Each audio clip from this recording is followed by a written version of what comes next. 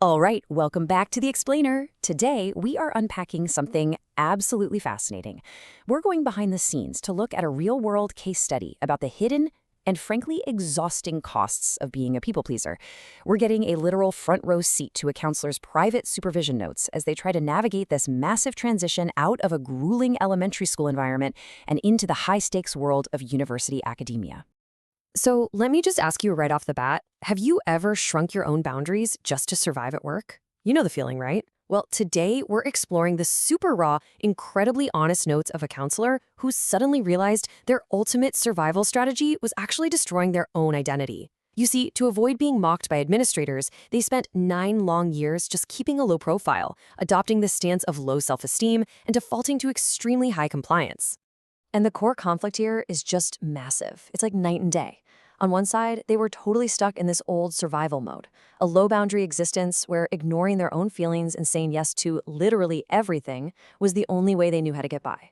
But their desired future state in a university career, that requires autonomy, self-respect, and super clear boundaries. So how does a person actually cross that chasm? Well, that brings us right to part 1, the trap of the good person. Look at the sheer weight of this kind of over-accommodating.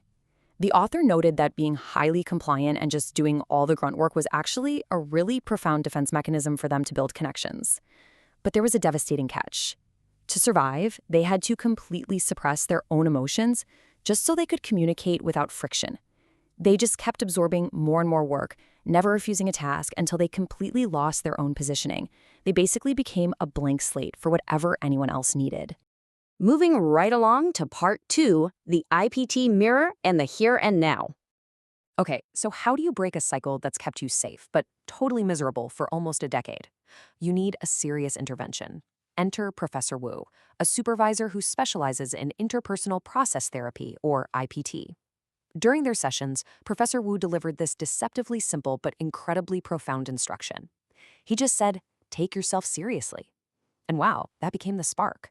It actually prompted the author to start talking to their own subconscious, realizing, maybe for the first time, that they didn't have to constantly put themselves last just to be valued. To really drive this change, Professor Wu leaned heavily into a core IPT concept called the here and now. This is such a fascinating idea.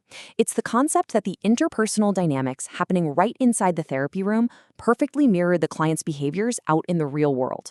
So the author's lack of boundaries wasn't just some story they were telling, it was bleeding directly into their interactions with Professor Wu, live right there in the room. Get a load of this. 20. That is the number of pages of notes the author was submitting for a single 1-hour supervision session. I mean, think about it. 20 pages of reading material for a 60-minute chat. It's an absurd overcompensation, totally driven by this deep-seated need to please authority. But through that here and now process, they finally realized that by flooding Professor Wu with way too much information, they were actually harming the supervision process itself. Which brings us to part 3, seeing blurred boundaries. Because, as you might guess, this overcompensation was also totally sabotaging their own role as a leader. When facing a crisis with a doctoral intern they were supposed to be supervising, the author found themselves just enraged and exhausted. Why? Well, instead of maintaining clear professional roles, they were swooping in acting like a rescuer. They were extending session times indefinitely, engaging in these messy power struggles, and basically taking on the intern's responsibilities instead of letting the intern be accountable for their own work. Professor Wu pointed out a much broader issue here, and it really hits home. Our behaviors are deeply influenced by our culture. Traditional virtues like courtesy, yielding, and modesty, which are beautiful concepts, by the way, can actually become actively harmful when they harden into rigid, unbreakable traps that literally prevent us from protecting our own time and energy. The author realized they were using modesty as a shield to hide from the very real responsibility of setting healthy limits. Let's dive into part 4, the corrective emotional experience. So, the million-dollar question: how do you actually rewire a brain that firmly believes setting a boundary makes you a bad person? Well, in IOPT, the magic happens through a corrective emotional experience. This basically means experiencing a brand new, healthier, and safer response to an old emotional conflict. It allows for some really deep psychological healing. Instead of just talking in circles about boundaries, Professor Wu actually modeled them. When the author fully expected to be punished or pushed harder, Professor Wu provided this incredibly supportive space. At one point, he even intentionally skipped a case presentation just to respect the author's emotional bandwidth. And that created this absolutely beautiful breakthrough in their notes. They wrote, "I can experience that being imperfect is okay. I don't have to constantly please others. I just need to take good care of myself." This corrective emotional experience meant they finally understood, on a true gut level, that they didn't need to overpay an effort or write 20 pages of notes or shrink themselves just to feel valued. They were allowed to just be enough. Finally, we reach part 5, individuation, reclaiming the self. This is the final phase of the journey, stepping fully into their new university role with a clear, autonomous identity. But to survive and thrive in academia, the author had to learn the highly practical mechanics of actually holding a boundary. Here is how you say no gracefully. Step 1, acknowledge the other person's need. Step 2, clearly state your own difficulties or limits. Step 3, offer a small, manageable alternative.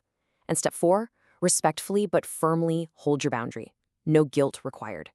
This simple framework literally became their new armor.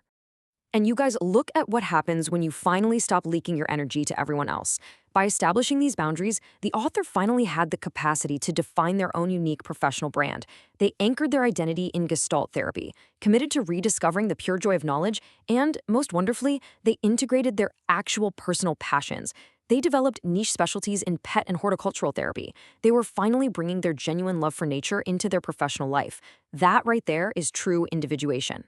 So, I'm going to leave you with this question to chew on.